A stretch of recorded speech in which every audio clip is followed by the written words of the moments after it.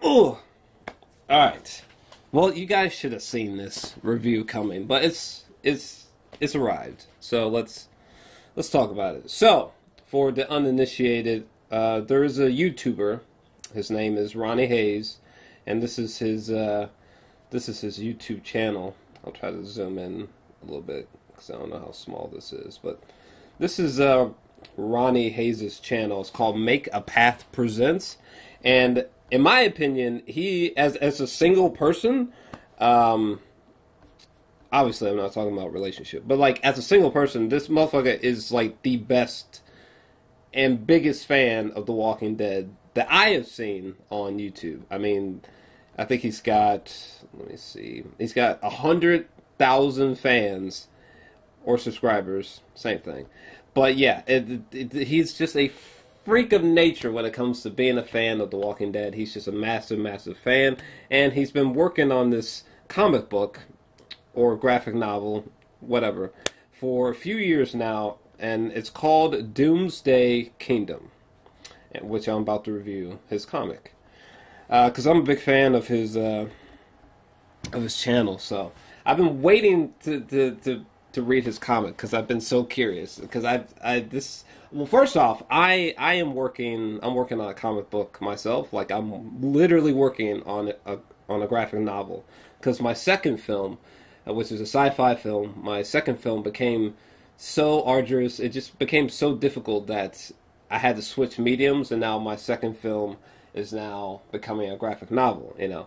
So I immediately connected to this project, and oh my god, wasted 1 minute. All right, let's just get to review. All right, so this is his comic book, and my god, first, right off the bat, one huge positive I can give about this comic book is that this comic book feels legitimate. Like it feels like an actual professional graphic novel. Now, I don't know, it just occurred to me that maybe it's not a good idea for me to just scan through the whole comic, so I'm actually going to take this off in respect to his comic book, because I wanted to keep this spoiler free. But yeah, it looks professional. The art is fantastic. I might show like maybe one still image just so you can get a feel, but because I don't want to ruin the experience for someone who wants to dive in without knowing too much. But basically, it's a zombie narrative. I'm not sure what year the story takes place in, but it's a zombie narrative, and I don't know that I really need to say more than that, because there's a lot of mystery elements to this comic, this first volume, which I didn't expect. And honestly, this first image right here, or the first image that really struck me, anyway, is this right here. And you just see this armored person with this crazy costume, like, riding through this environment with this prisoner, basically. And it's a zombie narrative, and the story just sort of goes from there. But look at the art here. I mean, the art is actually... it feels professional. Like, it feels like I could walk into a Barnes & Noble, look at the graphic novel comic book section, and, like, I would pull out this comic, and I wouldn't think, like, oh my god, this drawing, it feels so low budget, it looks so shitty. Like, no, the art looks professional, and it's very solid. And yeah, this first image really got me. Like, if Christopher Nolan was going to make a zombie story, the first frame of his zombie film would probably look something bizarre and unique as that. And that'll probably be the last visual that I show. But anyways, I'm just going to skim through here and kind of give my commentary. So first off, I think the art looks professional and it looks good. Definitely influenced by the Walking Dead comic, but that's fine. It looks good and different. This character with the armor, I'm definitely intrigued, for sure. I believe he's referred to as the Rider. I'm intrigued. At first, his armor, I wasn't really sure what to make of it. It was kind of very similar to season 1 of Daredevil on Netflix. I was like, I don't know about this, but it grew on me. And granted, this is only like 31 pages, I think, but I like the costume. I like it. I wouldn't say that I love it, but I definitely like it because it's just different. There's something about it that's just like, that's really odd looking. That's great to say. Like, it actually looks, it just looks different. And I love the concept of, we just opened up with this armored person who's just got this prisoner like that. And, well, actually, maybe there's, should I show another image? Maybe I should show one more image. You know what I'm saying? By the way, I'm just doing this just to do it, just because I'm a fan of Ronnie Haze. This isn't something, like, I'm not doing this because Ronnie Haze reached out to me and he asked me, like, hey, could you give my comic a plug? Like, I was legitimately interested in this project. So, I don't know if there's a way for, I got the CBR version. Hold on a second. So I really don't want to. Okay, actually, fuck the image. Basically, so that that armored character takes that prisoner to like a feeding post, basically, and it is just fucking. It's kind of insane. It's just like this this little wooden pillar that's in the middle of a field, and there's like chains around it, and like maybe like some shackles. But either way, that armored person takes that hooded person and like straps them to this pillar in the middle of this field, and like zombies are coming. It's known as the feeding post. The feeding post idea is really unique as well. It's maybe the only other thing. I was going to show a visual, but fuck it. The feeding post is a really unique idea. The idea of like someone's just like chained to some wooden post and they're bagged and their wrists are roped up or handcuffed up and they can't escape and there's zombies coming. That's a really unique visual. I really like that visual. It's different. So just the originality in here is pretty fantastic. I think I'm on page.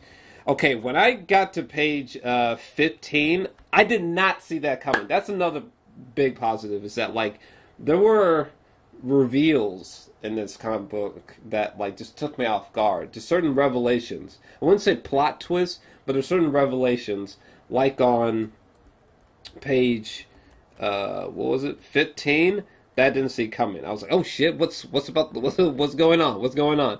And then when we get to page 16, the end of page 16, I was like, things just escalated fucking quickly. I didn't see that coming. All right.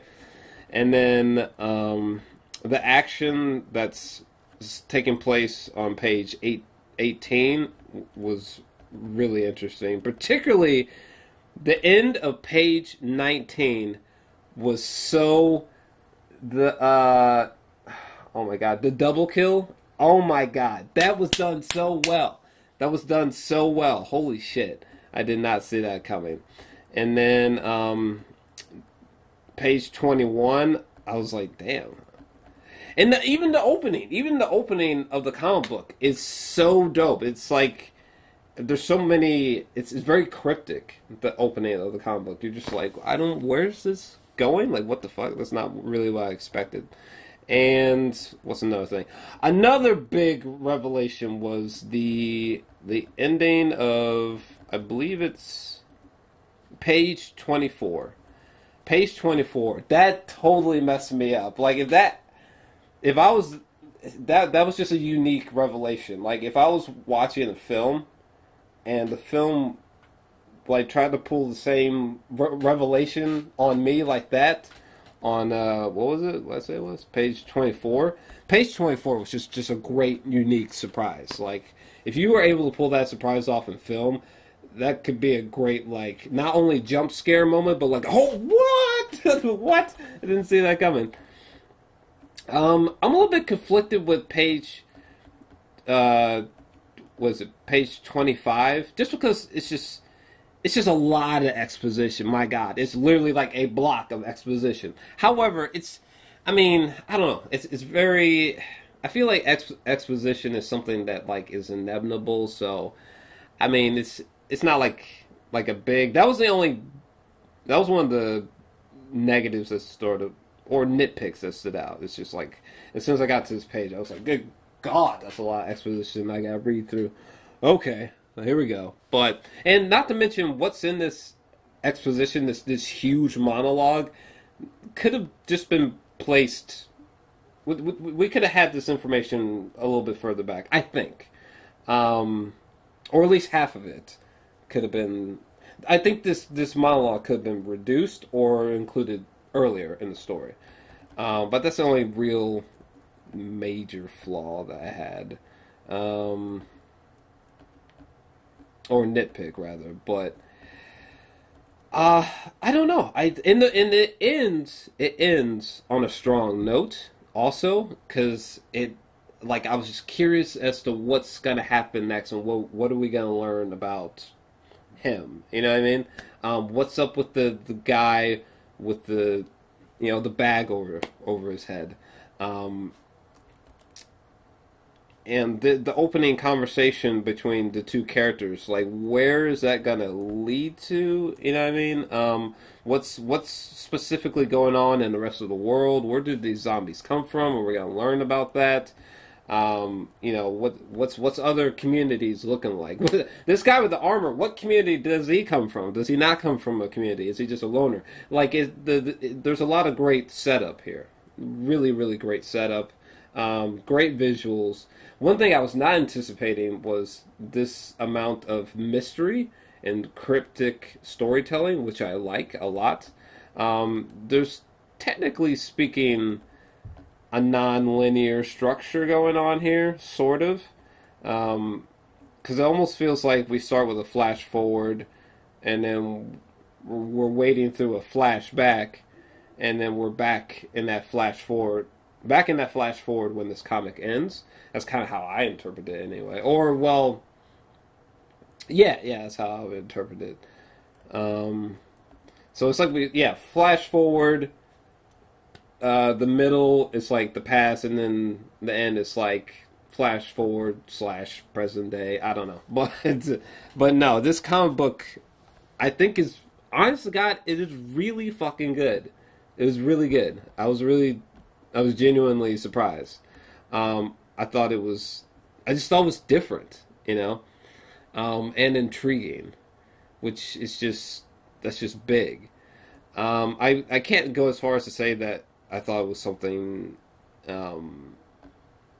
like a masterpiece, like a 10 out of 10. Because I'm judging this thing like I would judge anything else objectively. Again, this isn't sort of like a, Ronnie Haze, and he didn't put me up to this. I don't even know the guy. I just love his channel. So, personally, I think I'm going to go with a, there were like, 2 or 3 surprises that threw me off. Or just like the conversation between the two characters that were treated to at the beginning of the story. The conversation that lasts throughout the story was just intriguing, because it's like, well, I need some more information. What's going on? I need another issue to, like, what's going on. So I definitely want to check out issue 2. I'll try to get the physical copy of issue 1 and 2, so I can just review those as well. Especially since I'm working on a graphic novel myself, I might as well, look at a fellow YouTuber's graphic novel taking place. It's so wild that I'm so happy that he was able to get this bitch out there, because I know he's been working on this for quite some time, for real. Like, Ronnie's really been grinding on this. But score. Clearly, I really loved it, to be honest with you. Score. What would I give it? Man, I thought it opened strong. I thought it opened really strong.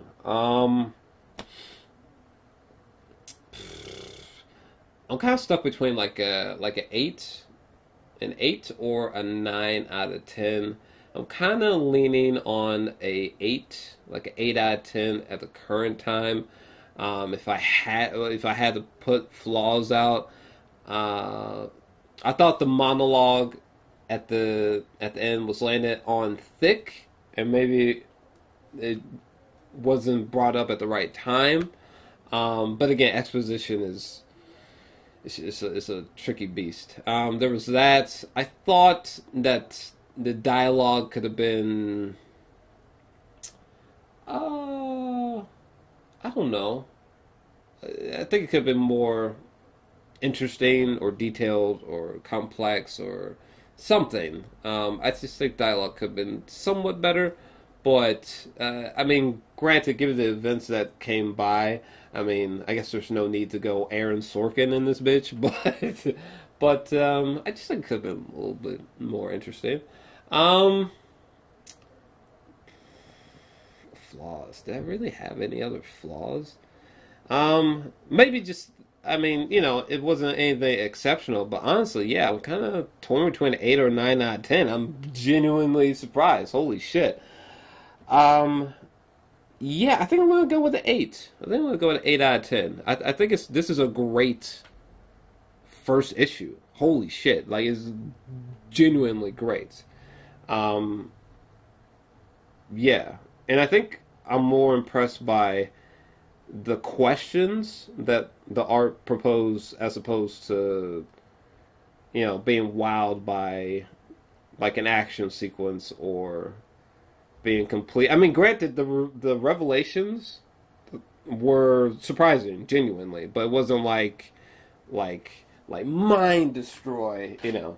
But yeah, I'm feeling like an 8 out of 10 on this comic book. It's genuinely great. Definitely check it out. I'll have links to his stuff in the description box and in the comment section down below. So please check it out. I'm gonna go with an 8 out of 10. I feel solid with that.